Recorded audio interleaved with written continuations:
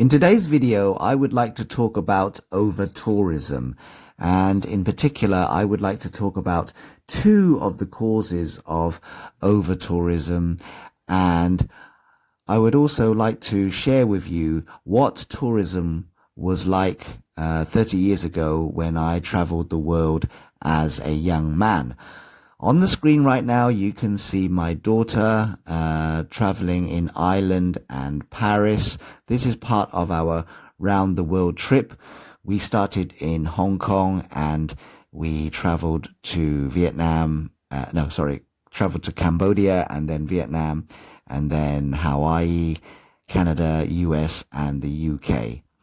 After leaving the UK, we traveled to Ireland and France, and after France we went to Germany, Italy and Egypt, and then we flew back to Hong Kong.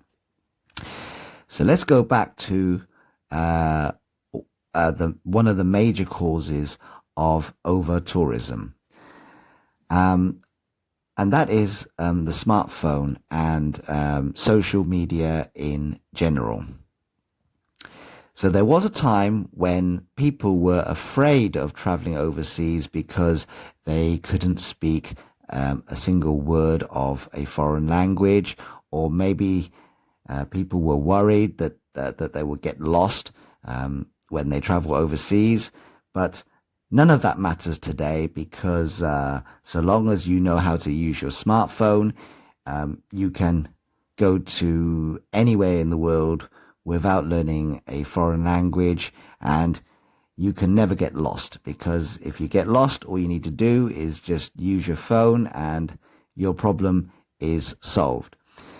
And if you watch YouTube or you read Facebook or Instagram posts, there are many tutorials out there that teach you how to get to any tourist destination in the world. And often these tutorials also tell you where you can get that perfect picture of the Eiffel Tower or Angkor Wat. And so every single major tourist attraction in the world is overcrowded these days, and the overall experience is somewhat diminished. Now let's talk about the second reason why there is overtourism. You know, when I traveled the world 30 years ago, most tourists were either from America or from Europe. But these days, you'll find that most of the tourists come from China, India, Russia, or Spanish-speaking countries. I've got nothing against these people. I'm just saying that if you go to, say, New York, you go to Manhattan, maybe you will hear Spanish and not English. Not a problem, but I'm just saying that it's just it's not a very authentic experience these days. And you know, if you go to Angkor Wat, maybe you will hear Chinese and not the local language or English. So I think a lot of these people from China, India, Russia, and the Spanish-speaking countries have gotten rich in the past 20 years or so. And so because they come from developing countries, they also want to show their friends and family that now they are part of the first world. And so you find that they are willing to pay a lot more. They're willing to pay outsized amounts of money to visit the Eiffel Tower, or to visit London, or to visit the Statue of Liberty. And one of the problems of overtourism is that things have become very expensive. Not all things are expensive, but food and drinks are very expensive compared to what they were 30 years ago. But I'm going to talk about that later on. So what I'm saying is that a lot of these people from developing countries are willing to pay a lot more money to become part of the first world. They need to show their friends and family that they can afford to travel.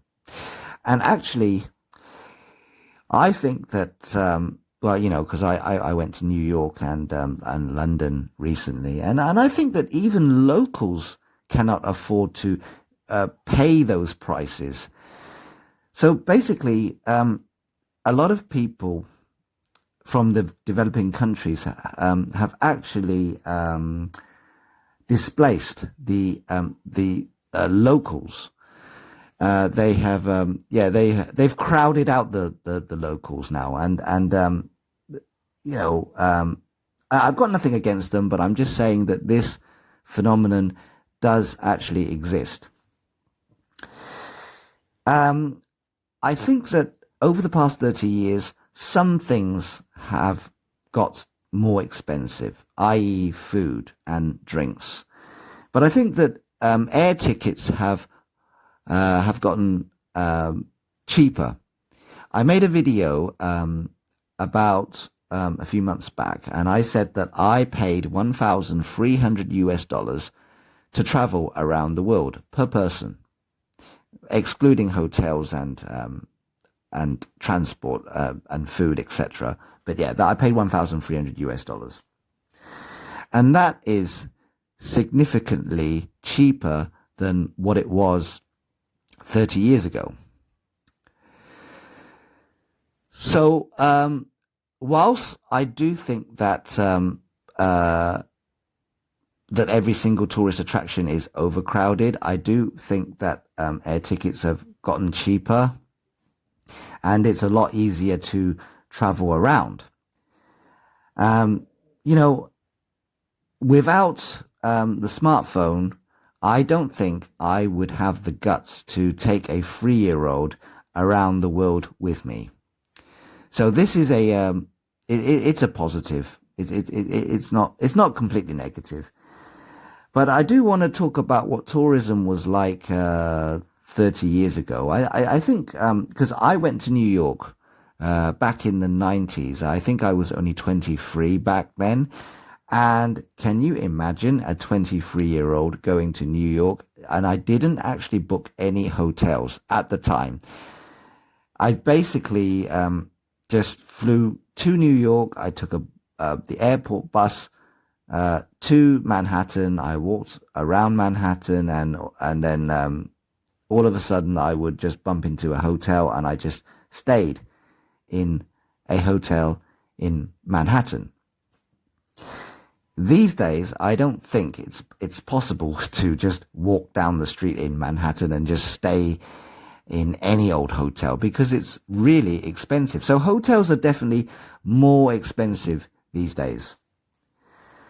Also, I think that 30 years ago, it was more of a surprise because, you know, you couldn't see pictures and videos of different places in the world, and so it was always a surprise to go to a new place. And I think these days there isn't much of a surprise. And I have to admit that, you know, when I took my daughter to Paris, we just went to the Eiffel Tower, we took a few pictures, and then we just left. I can remember one time when I went to Paris, I think it was in the early 2000s. You just go to the Eiffel Tower, you just walk around. There weren't many people, and if you really wanted to take the lift to the second floor or the third floor, you didn't need to queue up. But yeah, these days there are a lot of queues, and it's definitely not cheap. Okay, so that's all I have to say about overtourism. In the next video, I want to talk about taking a 3-year-old around the world.